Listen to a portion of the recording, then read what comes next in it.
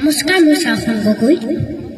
জয়তে আপোনালোক সকলোকে ৰঙালী বিহুৰ লগ জনালোঁ। আজি এই বিহু মঞ্চৰ সমূহ উদ্যোক্তাক মোক ইয়াত গীত পৰিৱেশন কৰিবলৈ নিমন্ত্ৰণ জনোৱাৰ বাবে আন্তৰিক ধন্যবাদ জ্ঞাপন কৰিছোঁ। মই দুটিমানি গীত পৰিৱেশন কৰিম, আশা কৰিছোঁ সকলোৱে সহযোগ কৰিব।